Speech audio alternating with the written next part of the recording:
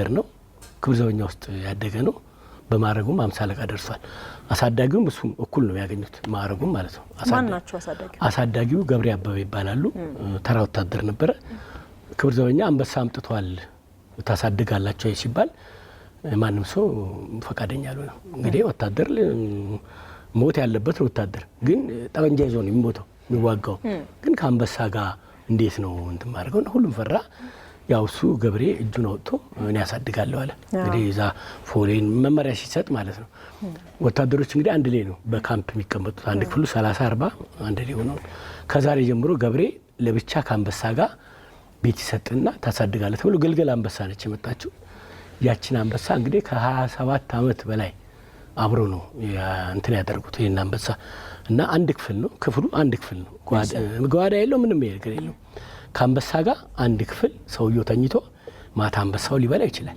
አዎ ያስፈራል አዎ እና ታውቀም ማለት በድንገት አዎ ጓደኞቹም የገብሬ እንዴት ይሄን ኃላፊነት ተቀበልክ ምናምን ተብሎ ከገብሬ ጋር አብሮ ይያሉ ነፍሱን ይማረውና ገብሬ ይያሉ ያወራሉ ገብሬ እኮ አብራቸው ነው ያለው ነገ ትሞታለህ ማታ ትሞታለህ ነገ ላይ ያገኙት ይችላል አሁን ነፍሱን ይማረውና ይያሉ ከሱ ጋር ያወራሉ ናጧጧት ያንኳኳሉ አለ በህይወት ሙሉ ሰውነት አለ ሰላም ነህ ግን ምን እንደተነጋገሩ አይታወቁም ሁለቱ ከዛ ወጣው በአዲስ አበባ በኢትዮጵያ በአፍሪካ በአለም አስደናቂ ሰዎች ነው በብዙ ነገር የተነገረለት ነው በአለም ታሪኩ በብዙ አፍሪካ ሀገሮች ለምሳሌ አፍሪካ መሪዎች ስብሰባ ኢትዮጵያ ሲካሄድ ያን ሁሉ መሪ ተቀብሎ ያስተናገደው እሱ ነው መሪዎቹ በእያንዳንዱ ሀገር በሱዳን በጋና በመናምን ቢካሄድ አሁን እነ ንክሩማ ጉሉ እነ ናስር ሁሉም ከሱ ጋር ቪዲዮ ተቀርጿል ለምሳ በየመጡበት ይሄዳል ክፍላቸው ይሄዳል ያስተናግዳቸዋልና የአፍሪካ መሪዎች ስብሰባ ላይ ብዙ ጊዜ ሲነገር የሱ ታሪክ ግን የለም እንደኛን መሪዎች በሙሉ ተቀብሎ ያስተናገደው እሱ ነው አብሯቸው እየተሻሸ በጣም ተገርመው ማለት ነው አንበሳ እንዴት እንደዚህ ያደርጋል ተብሎ ማለት ነው እንግዲህ ከዛች ክፍል ነው የወጡት ሁለቱ ተነጋግረው ምን እንደተነጋገሩ ግን አይታወቅም ወጡ ከዛ በነገራችን ላይ ገብሬ 8 ልጆች አሉት 8ቱንም ልጆች እዛ ነው የወለደው ያው እሱ አለሚቱን ሲያግባ አንደኛ ሚዜ እሱ ነው አንበሳው አብሮ አይለይምና ያው እንግዲህ ለጋብቻም ሲጠይቅ እኮ እምቢ አይባልም ባለ አንበሳ ነው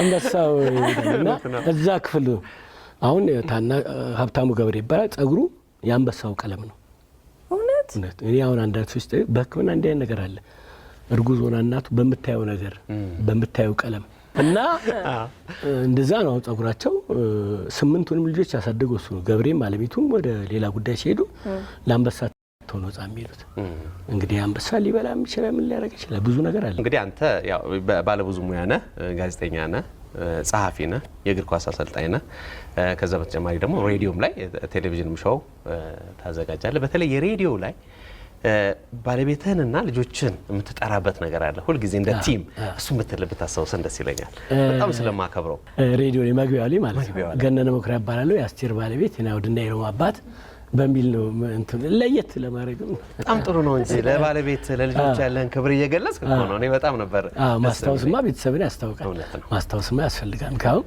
ባለቤት ነች ከኔ ጀርባል በዚህ ሁሉ መጽሐፍ በዚህ ሁሉ ስራ በዚህ ሁሉ ዕውቅና መሀል ትልቁ ድርሻ አለች ከፈጣሪ ቀጥሎ ባለቤት ነች ብዙ ነገር ይሰራላችን እሷ ነችና አሁንም ደግሞ በጣም አመሰግናታለሁ ባለቤቴም ማለት ነው መልካም ወደ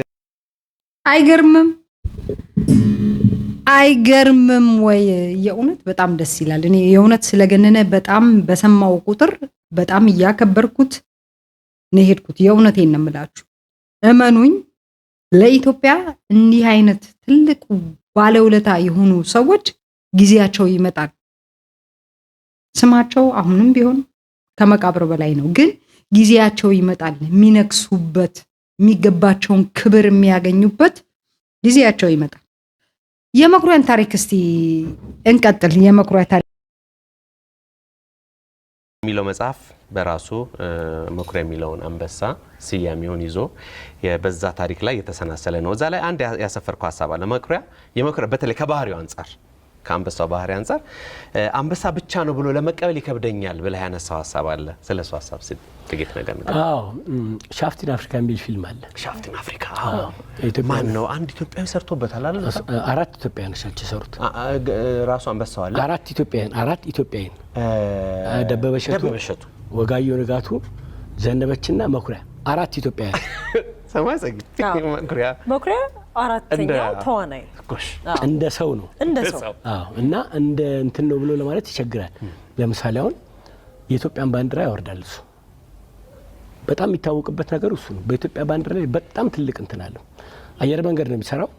አየር መንገድ ከዛ ይመጣል፣ እዚህ ልክ ግቢ ውስጥ ይገባል። 3ኛ ሻለቃ ወደ መኝታ ወደ ምናምን ከሄዱ በፊት ፖሌን ማን ፍሽካ ይነፋል። ባንዲራ ሲወርድ ሁሉ ቀን ፍሽካ ይነፋል። 11 ሰዓት ላይ ቤትም ቦታ የነበረና ፍሽካ ሲነፋ በ150 ሜትር ራዲየስ ሰው ይቆማል፣ መኪና ይቆማል። ከመኪና ትወርዳለህ፣ እቃ ካስክ ታስቀምጣለህ።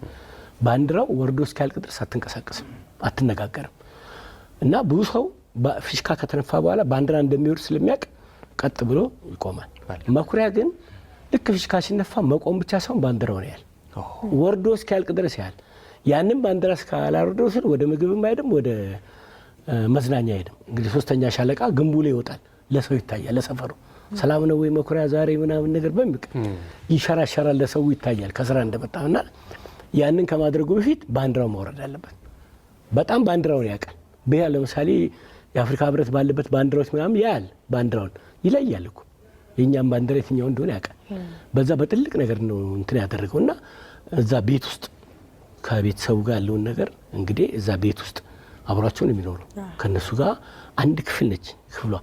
አሁን ማንከሽከሻ ምጣድ ምናምን ነገር ከሱ ላይ ይሰቅል እሺ ዞር በል ቆይ ምናምን ነገር ብለው ነው ከዛ ማንከሽከሻው የሚያወርዱት።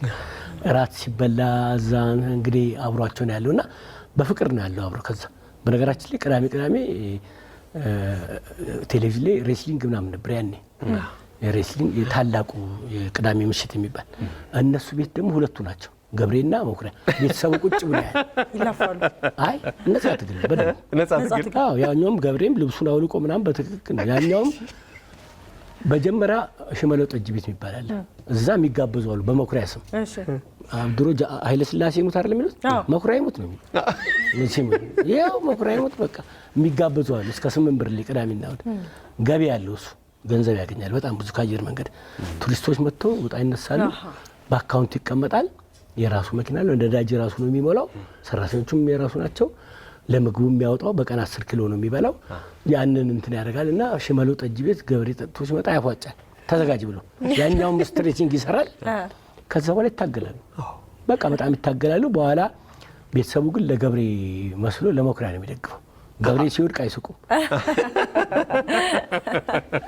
እና ታላቁ ፊልም እንደሚባለው እዛ ቤት ቴሌቪዥን የለም። ያን ነው የሳምንቱ ታላቁ እንትን ይሄ እንደ ቤተሰብ ነው።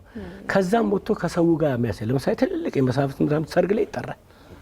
በቃ ለመኩሪያ ከነ አለቃ ሰርግ ያጅባል። እውነት ነው። ሰርግ ያጅባል። እዛ ሄዶ ስጋ እንደምንም ነገር ዝም ብሎ አይበላም። አዎ ስጋ በደንብ ተመትሮ ነው የሚሰጠው። ግን ቤቱ ነው ሄዶ የሚበላው። ግን ሰርጉን ያጅባል። ሰርግ ላይ ይገኛል። አየር መንገድ የሚሄዳል። ቱሪስቶች ሲመጡ ያ ሁሉ ቱሪስት አሁን አንድ በፊት ኒውዮርክ የሚሰራ ሲነግረኝ ምን አለ ኢትዮጵያ ውስጥ ሲባል እንደዚህ አንበሳ አለ አብረህ ተቃቅፈህ ተጎራርሰህ ምናምን ስትለው ይመጣሉ አለ። ይመጡና በብዛት ሆነው ይመጡታል እሱን ለማየት። አንደኛ ፕሌን ውስጥ መንገደኛ ወርድና ፕሌን ውስጥ ይገባል ሰው አንበሳው። ከዛ በኋላ ደግሞ ከሱ ጋር አብረው ተቃቅፈው ይነሳሉ፣ ምን ይላሉ፣ ቪዲዮ ይቀርጻሉ፣ ብዙ ነገር ያደርጋሉና ከዛ በኋላ ደግሞ ሌሎችንም ወደ ላሊበላም ወደ ምናምን ይሄዳል። ይሄ ያለ ተብሎና እና አየር መንገዱ ብዙ ጥቅም አግኝቷል። ግን ረስቶታል አሁን አየር መንገዱ በጣም ቢያንስ አንዱን በር በስሙ ቢሰልም እዛ ግቢ ውስጥ ሐውልት ቢተክል ያውቁታል እኮ አባቶቻቸው የነገሯቸው ምናምን ብዙ ነገር አለና መጥቶም ሊቀረጽ ይችላል። ማዘጋጃ ቤት የምትወስደው በጣም ትልልቅ እንግዳ በሚመጣበት ሰዓት በጣም እሱ ነበር የሚጠራው መኩሪያ ባለበት ተብሎ ማለት ነው። አሁን ንግስት ኤልሳቤጥ ስትመጣ እሱ ነው ከንቲባው። ያኔ ንግስት ኤልሳቤጥ ስለሚመጣ ቢቢሲ አብሮ ይመጣል። ቢቢሲ ደግሞ ወሬ ነው በየሰፈሩ ኢትዮጵያ ውስጥ እንዲህ ያለ ምናምን ተባለ። ማጽዳት ተፈለገና ከንቲባው ንግስት ኤልሳቤጥ ስለሚመጣ ወታችሁ አጽዱ ከተማውን ተባለ። ማንም የሚወጣ የለም። ግን መኩሪያ ባለበት ነው ምናምን ሲባል የእናት ሀገር ጥሪ 1970 ዓ.ም ሲከበር በሙሉ ትልቅ ገንዘብ ያስገኝ እሱ ከፍተኛ ገንዘብ ፎቶ በመነሳት በየእንትኑ በቃ ሳይደክመው ምን ሳይለው ማለት ነው። ይህ አንበሳ ለኢትዮጵያ በጣም ብዙ ሰርቷል፣ በብዙ ነገሮች ሰርቷል። ግን ተረስቷል። ካንቲባውም ረስተውታል፣ ማዘጋጃ ቤት ረስተውታል፣ አየር መንገድ ረስተውታል፣ ብዙ ረስተውታል። እና አሁን ታክሲ እዚህ መከላከያ 6 ኪሎ የመከላከያ ማሰልጠኛ ኮሌጅ እዛ ነው ያለው ማለት ሲሞት በማርሽ ባንድ ነው የተቀበረው። በጥሩምባ ወታደር ነው በማርሽ ባንድ የተቀበረው፣ ወታደሮች የቀበሩ ስጋውን። ቆዳውን ደግሞ ታክሲ ደርሜ ተሰርቶ አለ እዚህ ሄዳችሁ ማየት ትችላላችሁ። እዚህ መከላከያ ማሰልጠኛ ኮሌጅ እነሱ እንደውም አመስገን ፈልጋለሁ። ያንን የመሰለ አንበሳ ተረስቶ ተወርሮ ቁጭ አድርገውታል። እንግዲህ ሲሞት እኮ የእድገት በብረት እድር ጥሩምባ ነፍቶ የገብሬ የመጀመሪያ ልጅ ሞቷል ተብሎ እድሩ መጥቶ ገብሬም ወርዶ መሬት ተቀምጦ ሁሉም ቤተሰቡም በጣም ተላቅሶ ነው የቀበሩትና ይሄ ሰው ነው እንጂ አንበሳ አይደለም። እንደ ሰው ነው ብዙ ነገር። አሁን እዚህ መጽሐፉ ላይ ነው ብዙ ነገር ያለው እና ከነ ቦብ ማርሊም ከነ ማንዴላም ከነምጋ ብዙ ታሪክ ያለው አንበሳ ነው። በጣም ብዙ ታሪክ ለኢትዮጵያ ሰራ ነው፣ ግን ተረስቷል። እኔም ይሄን መጽሐፍ ሰው እንዲያስታውሰው እንዲታወስ አንድ እንደሚዘከርለት የሆነ ነገር በዓለም ይታወቃል። አሁን በአፍሪካ ውስጥ ብትሄድ ፊልሙን አውጥተው ያሳያል። እኛ ጋር ላይኖር ይችላል። አንዳንድ ቪዲዮዎች የሆነ ቦታ ያለው እንጂ በኢትዮጵያ ቴሌቪዥን ደረጃ በቴሌቪዥን ቦታ አታይም። እንዲህ አይነት ነገር ስለመክራ የሚነገርም ማሰማም እና እንደው ታሪኩ ይሄ ነው ለማለት ነው የመጻፍኩት ምለው። ግን ኢቢኤስ እንዳለ የጋዜጠኛ ገነነ መኩሪያን መጽሐፍ እዛው ሊያስጨርሱት ነው እንዴ? ማለት እዛው አውርቶ ሊያስጨርሱት ነው እንዴ? ይሄን ታሪክ እያሉ ብዙ ነው ኢቢኤስ ላይ እዩት። የጋዜጠኛ ገነነ ማለት ለመግለጽ እንኳን በቃል እንዲህ ነው ለማለት እንኳን ማለት የማይቻል ሰው ነው። ጋዜጠኛ ገነነ ጋዜጠኛ ብቻ አይደለም፣ የታሪክ ተመራማሪ ምሁር። ታውቃላችሁ የታሪክ ፊኒሺንግ አሁን ቤት የሰራው እንትኑን ያቆመው ሳይሆን ፊኒሺንጉ አይደል ቤት የሚያሳምረው እሱ። እንደዛ አይነት ጥቃቅን እንደሰማሁት እንዳለበብኩ ከሆነ ስለሱ እያንዳንዷን ጥቃቅን ታሪክ እንኳን ትሰበሰባለች። የታሪክ ፊኒሺንግ ስራ ይሰራል። የእውነት የተረሱ የተዘነጉ ነገሮችን በአጠቃላይ ነው የሚያስታውሰው። 50 አለቃ መኩሪያን ማን ያስታውሰው ነበር? ከጋዜጠኛ ገነነ ውጭ ማን አስታውሰው? አሁንም የእውነት እኔ እንዴት ብዬ እንሰራለን። ጋዜጠኛ ገነነ ደስ ይለዋል። አንበሳውንም መታሰቢያውን እዛው ኤርፖርት ግቢ ውስጥ እንሰራለን። እግዚአብሔር የዛ ሰው ይበለን። እንሰራለን ለመኩሪያ ኤርፖርት ግቢ ውስጥ ሐውልቱ ይቆምለታል። ወይ ምን አይነት ጊዜ ነው! እኔ የእውነቴን ነው። ምን ነው በዛ ጊዜ ኖሬ ባለፍኩ ኖሮ ነው እኮ የሚያስብለው። እንደዚህ አይነት ነገር ስሰሙ ምን ነው በዛ በደግ ጊዜ ኖሬ እንደነ አሪያ አይነት ምቀኛ በሌለበት ዘመን ምን ነው ኖሬ በሞትኩላለሁ። የእውነቴን ነው። እንዘክራለን። 50 አለቃ መኩሪያ ሰላም። ጋዜጠኛ ገነነ ማለት ምንም መናገር አልችልም።